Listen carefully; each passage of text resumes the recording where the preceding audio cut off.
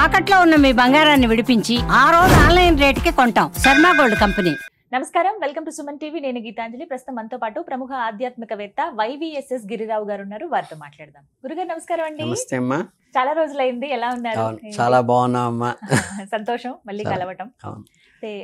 విశేషం రాబోతోంది. జ్యేష్ఠ మాసం అవుతుంది అనగానే ఇంకా ప్రారంభంలోనే ఇంకా ఆషాఢం వచ్చేస్తుందనే భావన. ఎందుకంటే అప్పటి నుంచి ఇంక పండగలు ప్రారంభం అయినట్టే. ముందుగా మన దగ్గర ఉన్నటువంటి మన కాపు కాచేటువంటి గ్రామ దేవతల ఆరాధన దగ్గర నుంచే ప్రారంభం అవుతాయి అసలు ఈ పండగలన్నీ కూడా. ఒకసారి అంటే బోనాలు ప్రత్యేకంగా తెలంగాణ ప్రాంతంలో చూసుకుంటే విశిష్టత, అలాగే చాలా మంది బోనం అంటే ఆచారం ఉన్న వాళ్ళు వెళ్ళి అమ్మకి సమర్పిస్తారండి.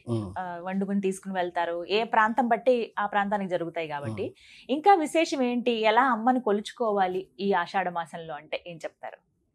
అంటే అసలు ప్రధానంగా సృష్టి మొత్తానికి కూడా ఆదిశక్తి అమ్మే. అమ్మను మించి ఇంకేమీ లేదు. గట్టిగా మాట్లాడాలంటే అసలు మనకి వైష్ణవ సాంప్రదాయం అని, శైవ సాంప్రదాయం అని ఇలా ఉన్నప్పటికీ కూడా, వైఘానసం అని ఉన్నప్పటికీ కూడా ప్రాథమికంగా గృహస్థు చేయవలసింది ఏమిటంటే, మాకు బ్రాహ్మణులకి సంధ్యావందనం ఎంత ప్రాశస్తమో మిగతా గ్రామవాసులందరికీ కూడా ఎప్పుడైనా సరే ఇంట్లో ఏ కార్యక్రమం జరిగినా గ్రామ దేవతకి ముందు మనం చీర సారా పెట్టి తర్వాత ఇంట్లో అమ్మాయికి పెళ్లి కూతురు చేయటం కానీ, పెళ్లి కొడుకుని చేయటం కానీ, గృహప్రవేశం చేసుకోవడం ఇవన్నీ చేయాలి. అలాగే ప్రశస్తంగా మనకి పూర్వం ఆచారంలో ఉన్నది ఏంటంటే, పూర్వం మనకి ట్రాన్స్పోర్టేషన్ ఇంత లేదు. లేనప్పుడు ప్రధానంగా మన కాశీకి వెళ్ళొచ్చారంటే అమ్మో మళ్ళీ తిరిగి వచ్చారా అన్న రేంజ్లో ఉండేది. అలాంటప్పుడు తీర్థయాత్రలకు వెళ్ళే వాళ్ళందరూ కూడా ఆ గ్రామ దేవత దగ్గరికి వెళ్ళి, అమ్మా నేను గ్రామం విడిచి వెళుతున్నాను, ఇక్కడ ఉన్న వాళ్ళని క్షేమంగా చూసుకో, అక్కడికి వెళ్ళొచ్చేదాకా నన్ను జాగ్రత్తగా కాపాడుకో అని ఆవిడకి చెప్పి పర్మిషన్ తీసుకుని వెళ్ళేవాళ్ళు. రిటర్న్ వచ్చిన తర్వాత ఇంటికి రారు. ఫస్ట్ ఊళ్ళో దిగంగానే గ్రామ దేవత దగ్గరికి వెళ్ళి, అమ్మా నీ దయ వల్ల మళ్ళీ క్షేమంగా గ్రామం చేరాను, మమ్మల్ని సుభిక్షంగా తీసుకొచ్చావు అని చెప్పి ఇంటికి వెళ్ళేవాడు. అలా పూర్వం రోజుల్లో గ్రామదేవతకి అంత ప్రాధాన్యత ఉంది. ఈ జనరల్గా ఏంటంటే మనకి ఆధ్యాత్మికత ధర్మం కంటే కూడా ఇప్పుడున్న కాలంలో భయానికి ఎక్కువ మోడిఫికేషన్ చేశారు. అంటే ఏంటంటే, ఇది మనకి ఈ ట్యాబ్లెట్ వేసుకుంటే తలనొప్పి తగ్గిపోతుంది, ఈ ట్యాబ్లెట్ వేసుకుంటే కడుపు నొప్పి తగ్గిపోతుంది అంటే దేవుడు అనుకోరు ఎవరు. ఇది కొంచెం క్రిటికల్గా ఉందండి, కష్టం అని డాక్టర్ చెప్పినప్పుడు అప్పుడు భగవంతుడు గుర్తొస్తాడు. అలాగే పూర్వం ఏంటంటే ప్రయాణాలు కష్టంగా ఉండేవి కాబట్టి ఆచారాలు సాంప్రదాయాలు అలా లాక్కుంటూ వచ్చారు. ఇప్పుడు జనరేషన్ వచ్చి అంతేందుకు మీరు తిరుపతి వెళ్తే కూడా పూర్వం అంటే మీరు ఒక 20 years బ్యాక్ వెళ్తే కింద నుంచి బస్సు బయలుదేరంగానే గోవిందా గోవిందా అనుకుని బస్సు స్టార్ట్ అయ్యేది, మళ్ళీ పైనుంచి కిందకు వచ్చేటప్పుడు అలా వచ్చేవాడు. ఇప్పటికీ చాలా ఇళ్ళలో ఆచారం ఉంటుంది, ఇక్కడ ప్రారంభమైనా కూడా అనుకుంటారు. కానీ ఏంటంటే ఇది ఇప్పుడు సెక్యూర్డ్ ట్రాన్స్పోర్టేషన్ వచ్చిన తర్వాత, అంటే అది దైవధిక్కారం అన్న కానీ మనం సేఫ్గా వెళ్ళి సేఫ్గా వస్తానులే, అమ్మవారికి నమస్కారం అంటే ఆ భయం ఉన్నప్పుడు అటెన్షన్ వస్తుంది జనరల్గా. ఒళ్ళలో వెళ్ళాలి, అది సాంప్రదాయం. అలాగే మనకి ఈ శాక్తేయ పూజలు అనేది కూడా శంకరాచార్య గారి దగ్గర నుంచి పెద్ద పెద్ద క్షేత్రాలు, ఇంకరికి మన వైష్ణవ క్షేత్రం అనుకున్న తిరుమలలో కూడా ఆయన పెట్టిన యంత్రం అవన్నీ ఉన్నాయి కనుక శాక్తేయం మొత్తం అంతా ఉంది. కాకపోతే ఏంటంటే ఈ బోనాల వల్ల స్టేట్ ఫెస్టివల్గా తెలంగాణ వాళ్ళు అమ్మాయికి ఒక ప్రత్యేకమైన పెద్దపీట వేశారు. వాళ్ళందరికీ కూడా చేతులెత్తి నమస్కారం చేస్తున్నారు తెలంగాణ వాళ్ళకి. ఎందుకంటే అమ్మకి ఇవ్వడం కంటే మనకి ఏముందండి, అది దీంట్లో ఏంటంటే మనకి ఆషాఢం మొత్తంలో కూడా ప్రశస్తంగా మొదటి ఆదివారం నుంచి, మొదటి ఆదివారం మనం గోల్కొండలో చేసుకుంటాం. అంటే మనకి బహుశా ఇప్పుడు 29 ఏమో వస్తుంది, 29 వస్తుంది.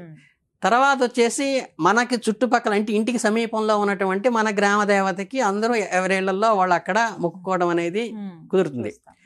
తర్వాత మనం 3వ వారానికి వెళ్ళేసరికి 13 వస్తుంది. ఇది 6 అయితే అది 13 వస్తుంది.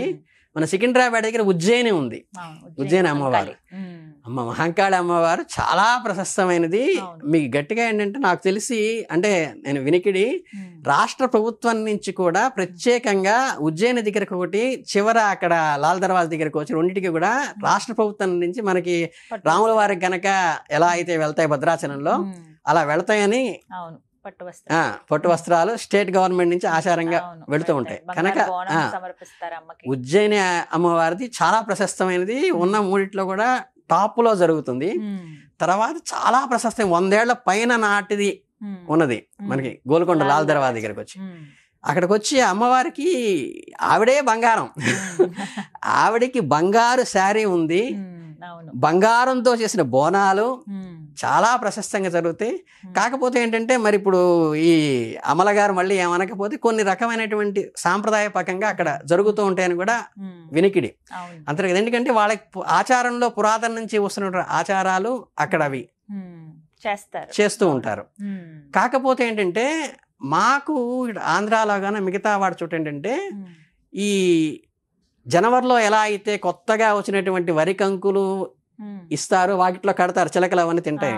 అలాగే ఈ కూరగాయలు పండించే వాళ్ళందరూ కూడా వాళ్ళు బెండకాయలు పండిస్తే బెండకాయలు, వంకాయలు పండిస్తే వంకాయలు, ఏ జాతి మొక్కజొన్నలు పండిస్తే మొక్కజొన్నలు, ఇవన్నీ కూడా తీసుకొచ్చి వాళ్ళ పొలంలో పడిన పంట ముందు ఒక మానికి ఎట్లయితే మనకి బియ్యం తీసి స్వామివారికి పంపిస్తాం ఎలవేలుపుగా, ఇలా వాళ్ళు చేతిన పంటను ఏంటంటే పంపించేవాళ్ళు. ఈ పంపించినది ఏంటంటే వీళ్ళందరూ ఏంటంటే అవన్నీ కూరగాయలతో, శాఖాలతో, మనకి ప్రతి చోట అన్ని రాష్ట్రాల్లో జరుగుతుంది శాకంబరి అంటారు. శాకంబరి అంటే ఏంటంటే ఈ కూరగాయల మాలతో వేసి కూరగాయలతోనే మొత్తం డెకరేషన్ అంతా చేసేస్తారు అమ్మవారికి. అవునండి, మనకి ఆంజనేయ స్వామి గారికి ఆకుపూజ చేసినప్పుడు ఎలా అలంకారం చేస్తారో మనకి తిరుపతిలో గనక పుష్పాలంకార సేవ అంటారు, అభిషేకం అయిన మర్నాడు చేస్తారు. అలా ఎలా ఉంటుందో శాకంబరి అనేది చాలా ప్రశస్తమైనది. అవి తీసుకుంటే ఏంటంటే దాదాపుగా ఏంటంటే మనం గడుపులోకి వెళ్ళేవన్నీ శాకములే. అలా అమ్మవారికి కనుక ఇవన్నీ శాకంబరి పూజ చేస్తే ఈ శాకములు మన జీవితంలో 365 రోజులు ఏం తీసుకున్నా సరే అవన్నీ కూడా మనకి పుష్టిని, ఆరోగ్యాన్ని ఇచ్చి అనారోగ్యం కలిగించకుండా ఉంటాయని కూడా ఒక నమ్మకము. రెండోది ఏంటంటే ఎవరైతే మొదటి పంట అమ్మవారికి ఇస్తారో వాళ్ళకి ఆ కూరగాయలు మంచి రేటు పెరుగుతాయని, మంచి పంట వృద్ధిలోకి వస్తుందని వాళ్ళకి ఒక ప్రశస్తంగా చెప్పుకుంటారు. అమ్మవారికి చీర పెట్టడం ఎంత ఇదో, అంబరం అంటే వస్త్రము, వస్త్రాలను అంబరం అంటారు. పంచని గాని, ఉత్తరీయాన్ని గాని, చీరని గాని అంబరం అంటారు కదా. ఈ శాకములతో కూడినటువంటి అంబరం శాకంబరి, అది ధార్మికమైనది, శాస్త్రాల్లో పూర్వం నుంచి ఉన్నది. అందుకనంటే ఈ తామసికమైనవి, ఈ బలి లాంటివి ఆచారంగా కొన్ని ఇళ్లలో ఉన్నవాళ్ళు చేసినప్పటికీ కూడా శాకంబరి అనేది ప్రతి అమ్మవారికి, మనకి ప్రతి పార్వతీదేవి గుడిలో కూడా శాకాంబరి అనేది చాలా ప్రశస్తమైనది.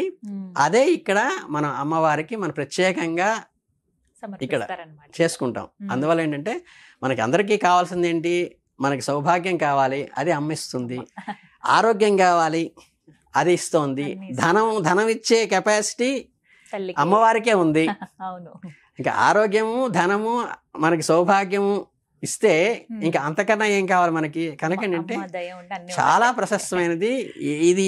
ఒక తెలంగాణకి అనుకోకుండా అన్ని రాష్ట్రాల వాళ్ళు కూడా గట్టిగా మాట్లాడితే ఇక్కడి నుంచి అమెరికా వెళ్ళిన వాళ్ళు కూడా ప్రత్యేకంగా వచ్చి వాళ్ళ ఇంట్లో వాళ్ళ ఆనవాయితీ ఉందని చెప్పి ఆ రోజు వచ్చి అమ్మవారికి మనకి పొంగళ్ళు వండుకోవటం కానీ, లేకపోతే అక్కడ ఇవి చేసుకోవడం కానీ, పూలతో అలంకారం చేసినటువంటి దానికి పూలతో చేసిన అలంకారంతో మనం ఎక్కువ చేస్తుంటారు ఇక్కడ.